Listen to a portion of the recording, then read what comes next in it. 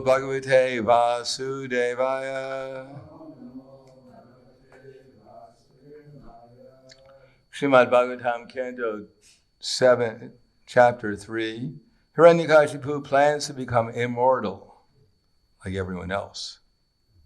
Text number 2. But we're not going to read 2 because there's no purport. Read until there's a purport. I'll just read the translations. In the valley of Mandara Hill, Hiranyakashipu began performing his austerities by standing with his toes on the ground, keeping his arms upward and looking towards the sky. Well, it's hard enough to keep your arms upward, but have your looking towards the sky. So everyone can try that. Stand at the tip of your toes, arms upward, and look towards the sky. Let's find out how long he did it for. This position was extremely difficult, but he accepted it to means to obtain perfection. So if anyone wants perfection, then Mahajano Yena Kata Sapanta, if you can follow Hiranyakashipu and stand at the tip of your toes, put your arms up in the air and look towards the sky and do it for a mere 120 years of the demigods, which is a few 100,000 years, then when the moths come and the ants come and eat your body and flesh and blood and your brains and everything else, then you just have to live in your life area simply has to enter into your bones. And then a fire has to come out of the top of your head and you have to heat the universe, and then you can get the same benediction that Hiranyakashipu wanted, to become immortal. That's all. So here's a path, and you can try it out and see if it works. Or you can chant Hare Krishna. From the hair on Hiranyakashipu's head, there emanated an effulgent light as brilliant and intolerable as the rays of the sun at the time of dissolution, when the sun increases its heat and light 12 times. So if they're talking about global warming, well, it's getting towards dissolution, so I guess it's almost global warming time. That's really global warming.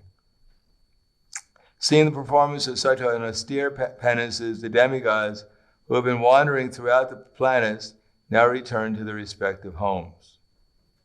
Because Hiranyakashipu's severe austerity, fire came from his head, and this fire and its smoke spread throughout the sky, encompassing the upper and lower planets, which all became extremely hot. Because of the power of his severe austerities, all the rivers and oceans were agitated. The surface of the globe with its mountains and islands began trembling, and the stars and planets fell. All directions were ablaze. A few problems in the universe. Much worse than the coronavirus.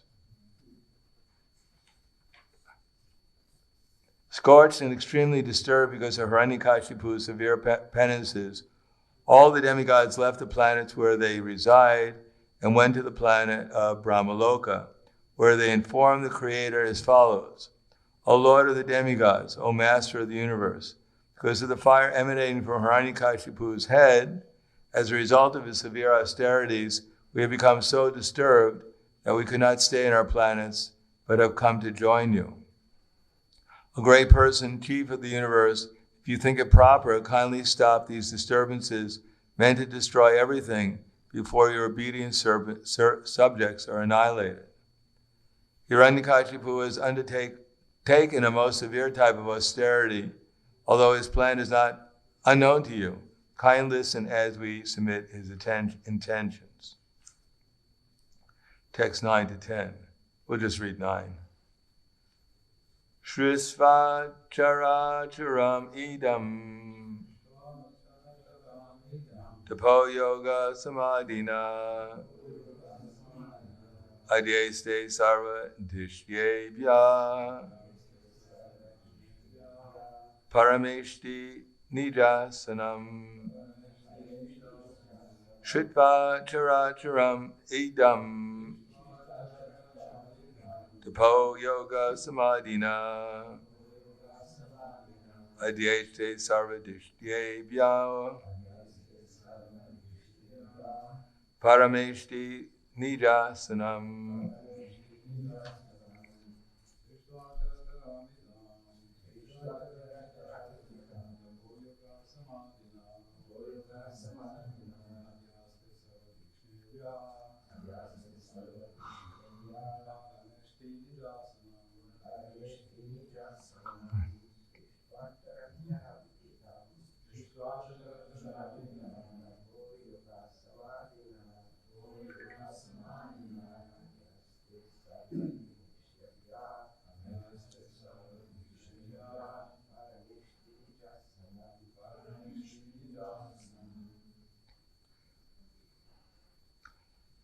Zenshike.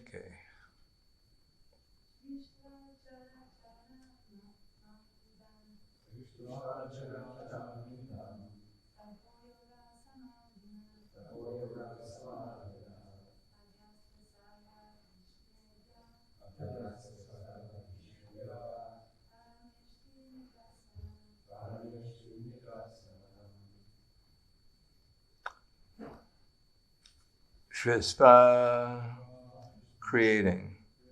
Chara, moving. Acharam, and not moving. Idam, this. Tapa, of austerity. Yoga, and mystic power. Samadhina, by practicing the trance. Adyeshte is situated in Sarvadishyebhyaha, and then all the planets, including the heavenly planets. Parameshti, Lord Brahma, Nija Asanam, by his own throne. Translation and purport by His Divine Grace, A.C. Bhaktivedanta Swami Srila Prabhupada.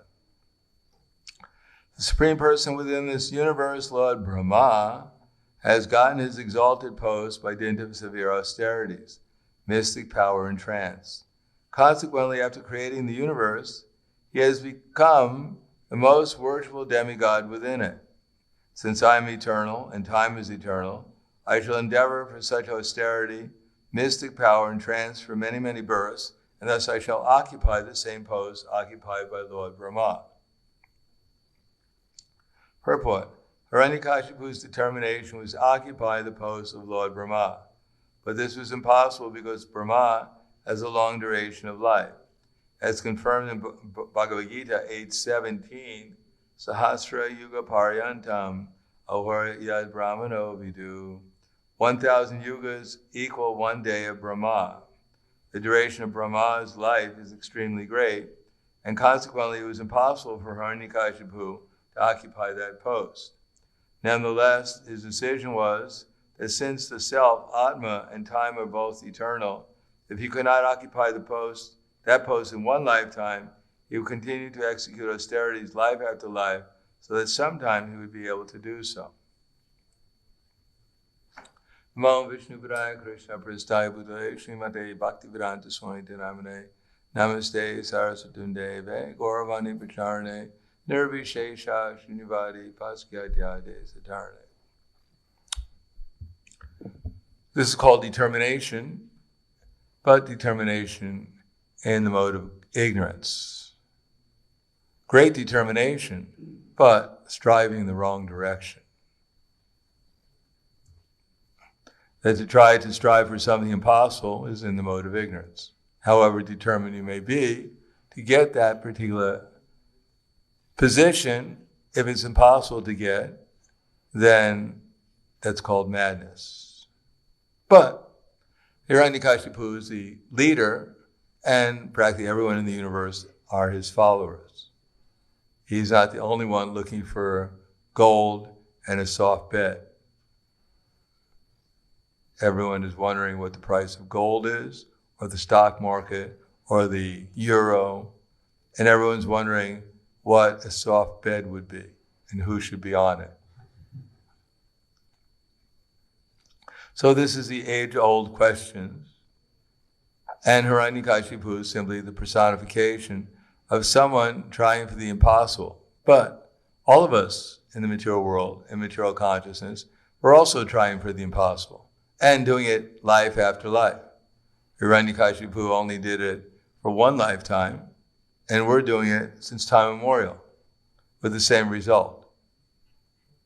No result.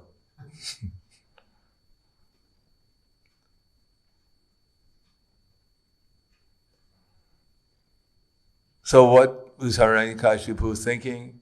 He was thinking that I can get some benediction from Lord Brahma, and maybe I can get a body as strong as a thunder that would withstand a thunderbolt, and then I'll wait out Lord Brahma and he'll die and I'll take his position.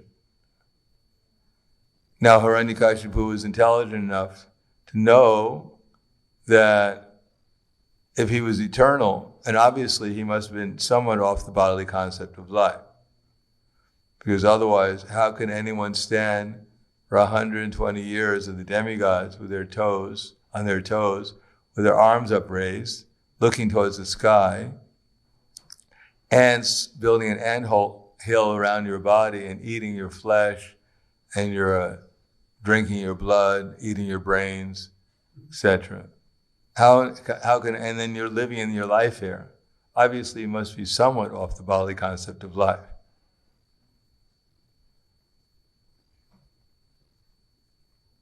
But still, although he expresses that he's eternal and that time is eternal, he wanted to defeat eternal time.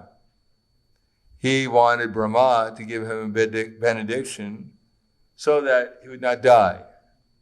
But of course, Brahma, he said, well, if I could give such a benediction, I might have even taken the benediction myself. You can't give something you don't have yourself. If I ask you for €1,000,000, really, seriously pray, please give me €1,000,000, and all you have is €5 in your pocket, and I'm praying really hard, please, I'll do anything for it. I'll raise my arms for 120 years for it. You know, I'd like to help you, but I only have €5 in my pocket. We accept that? No, 200 years, I'll stand. Doesn't matter how many years you're going to stand up. He only has €5. He can't give you €1,000,000. It's not possible. But Hiranyakashipu was intelligent, and at the same time he was a fool. Tat sadhu manye swarya varyadeyanam sada samigdigna ityama satgraha. That I think, as I said the other day, the best thing I've learned in school, Prahlad Maharaj said to his father Hiranyakashipu, is that you're a number one fool. Because although he had some conception beyond the bodily concept of life, still he was trying to be immortal in some kind of material body. He wanted to defeat time, and he was imagining that maybe Brahma had defeated time, or that he didn't defeat time. Brahma was so powerful by his austerity and mystic power, perhaps he can give me a benediction that even he doesn't possess. So that's called foolishness. In other words, even a child will know. You go up to your father and you ask the father, can you give me the moon? Well, if he's 2 years old, he might actually think the father can give him a moon because he's closer to the moon than he is. But when you're 10 years old or 20 years old, and you go up to your father and you ask, dear Dad, can you give me the moon? You know, I did all the dishes today, and I washed the car, maybe you can give me the moon. So either he's joking or he's crazy, or maybe both. Because everyone knows you can't give something you can't get yourself. But Hiranyakashipu, due to the illusory energy, due to the fact that he was covered by the illusory, was actually willing to go through 120 years of austerity to get something impossible. Now, even a child could have told him, Hiranyakashipu, we see you're quite sincere, you're quite determined, but you're doing something, you're wasting your time. Why don't you go home and get a cup of coffee or a tea or something, or a glass of milk, calm down and go to sleep? You look pretty thin, maybe you need something to eat. But because his mind, his intelligence was taken away by lust, therefore because his intelligence was covered by the illusory energy, because he was deluded, and because he was part of Krishna's pastimes, therefore he tried to get something which is impossible. And even Brahma came and told him, I can't give you anything. I can't give you your benediction because I can't have it myself. Still, he thought he would get around it. He thought he was more clever than the controller of the universe, that he could ask for 100 benedictions and it would be impossible for even God to figure out a way around it. But he was wrong. As we know, he eventually developed a very acute intestinal problem, and he died. If he would have died today, they would have attributed it to coronavirus. But we know it was due to the nails of Lord Nrsimhadev.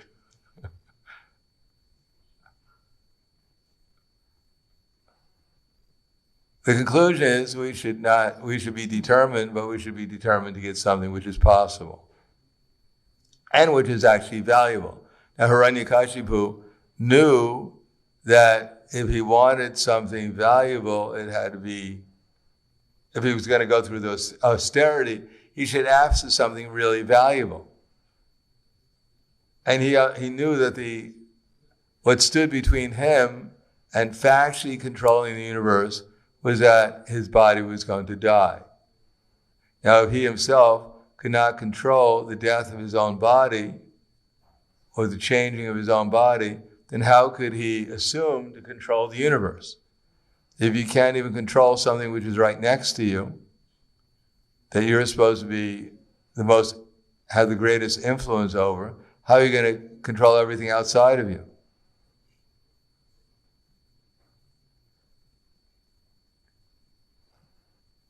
If you have just like Balavanta was running for mayor in Atlanta one time, Balavanta, Peru. And there was a debate going on between the candidates, and one of the leading candidate, he was giving his presentation, and then Balavanta Peru gave his. And he said, well, I'm running for office, this man is running for office, but we see he's smoking cigarettes, that he can't even control his tongue. He's completely a servant of smoking.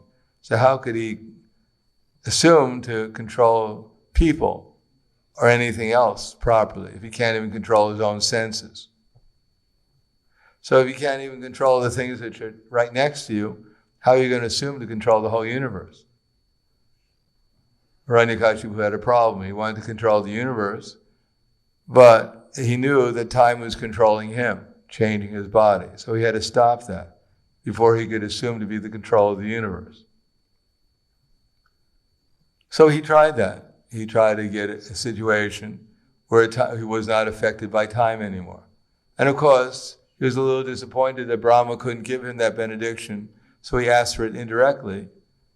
But he was still worried, especially when his little boy Prahlad came along and disobeyed him, actually insulted him to his face, what he thought was an insult, which was actually good instructions. And then when he tried to kill Prahlad, he was unable to. Now he assumed that, all right, I can't be killed by all these things, but where did this little boy get his power from? He didn't stand on his tip of his toes for 120 years that I've seen. He's only 5 years old. Where did he get it from? So he asked his son, Prahlad, who's your God? Where is you? And so Prahlad Maharaj said, well, where did you get your power? He asked Prahlad, where did you get your power from? So Prahlad Maharaj said, I got it from God. God? Who's God? I'm God. I didn't give you any power like that. Where's your God? So this completely, he lost it, we could say. Hiranyakashipu lost it at this time.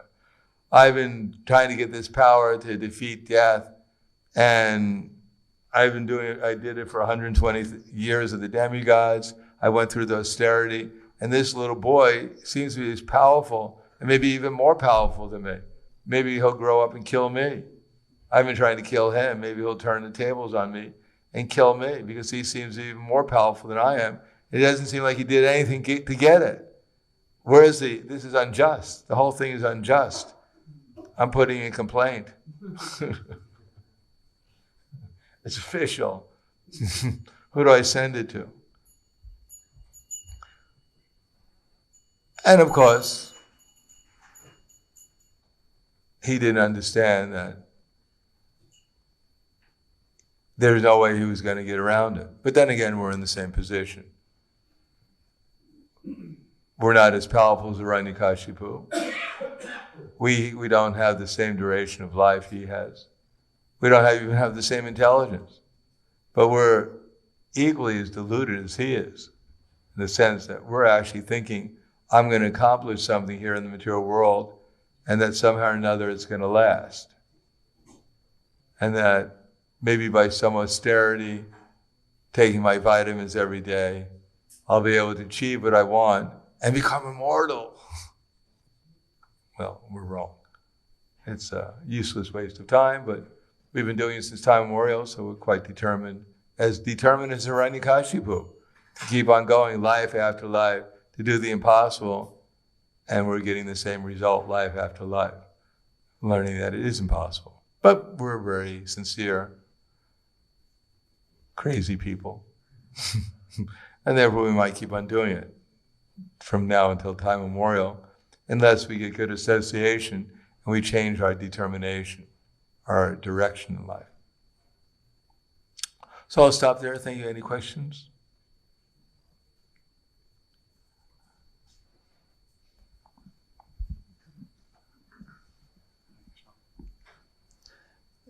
Why did the demigods go to Lord Brahma? Couldn't they do something themselves? Couldn't they just throw a thunderbolt at the bones of Hiranyakashipu and that'll be it? Yeah, they could have done that. But then Hiranyakashipu was still in his bones. He didn't even need his body anymore. In other words, even if they did that, first of all, they would have gotten the karma for it. Now, getting the karma for doing something like that for a person who is going through such austerity is probably more than the demigods could have supported or sustained. So they were a little careful. Even the demigods have to be a little careful. As soon as they do something, they get a reaction for it also. They're not above karma. So they'd rather Brahma, and Brahma didn't come and throw a thunderbolt either. He came and offered him benedictions, stop his austerity, because that's the law. If you do austerity, you get a benediction. You get the material nature rewards you. That's how all these big demons became prominent in the world, because they've done austerities. And they've gotten the opportunity to lord it over all the other demons because of their austerity, because they're Asurya Varya Dehina. They're the best of the demons.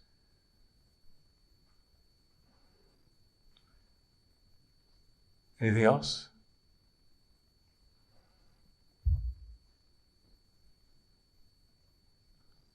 So what have you learned from this class, Radhe Govinda?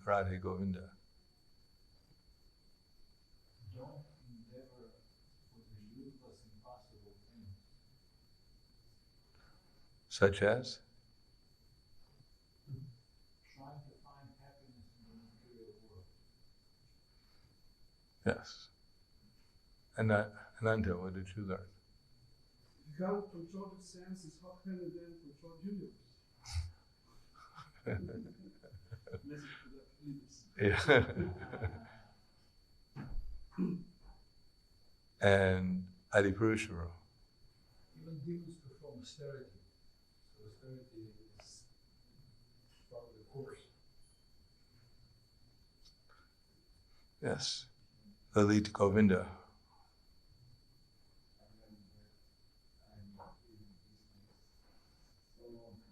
What's that? I am listening to these things all the time, but still I cannot proper listen without life, misunderstanding.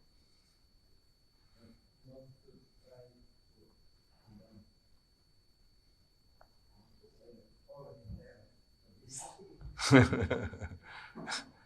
I can only live for 5 minutes longer, I can actually accomplish what I want. I will be immortal. My fame will live on forever. People will glorify me. I'll be in the next edition of Bhagavatam. Or maybe the next edition of Chaitanya Charitamrita at least. I'll be post Antya Leela. Anything else? What did you write down, Mataji?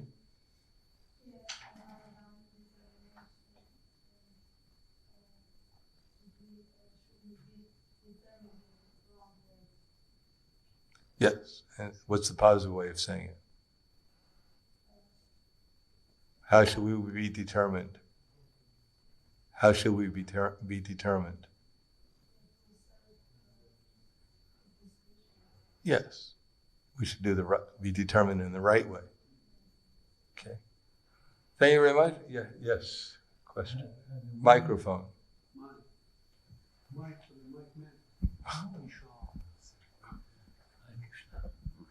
Hare Krishna. Thank you for the lecture.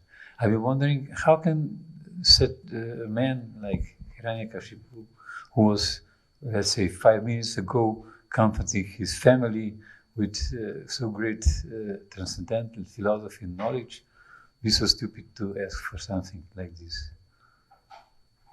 Well, if anyone who's come to the material world has come here to become God. So everyone's doing something similar. Everyone is going through austerity in order to become God. And he was just a little bit more, determined to become God. So he was able to give up everything to become God, try to become God, at least temporarily. Just 120 years of his life was not very long with the demigods, because he was in Satya Yuga. In any case, so he took a little vacation to become God. And he thought he accomplished something. Some people go out and they try to make $1 million. It takes a lot of austerity, or 10 billion euros. It takes austerity. And they come back and they're trying to then they think, now I got it all set up. Now I can become God. It's normal. As far as his being foolish, well, we're all foolish. Everyone in the material world is foolish. You don't get to the material world unless you're foolish. You have mentioned also that it was lust to take his intelligence. Yes, which is never satisfied and which burns like fire. So what is that lust? Basically to become the supreme. I'm the Lord of everything. I'm perfect. I'm powerful and happy. This is what we come. This is our mentality. This is why we come here. So much is mine today, and it'll increase in the future. So much money I have, and I'll get more and more. He is my enemy, and I've killed him. All my other enemies will also be killed. I'm the Lord of everything. I am perfect. I am powerful and happiness, surrounded by rich and aristocratic relatives. I shall perform some sacrifice. I shall give some charity, and thus I shall rejoice. In this way, every demoniac person is bewildered by ignorance. Comes with the conditioning. Maya's gift to us. Everyone thinks they're special. Everyone thinks that they're exceptional. Everyone thinks that they're gifted. Everyone thinks that they're outstanding. And they'll become more and more in the future. All right, thank you very much. Grantaraj Srimad Bhagavatam ki jai. Srila Prabhupada ki jai. Gaur Premanande.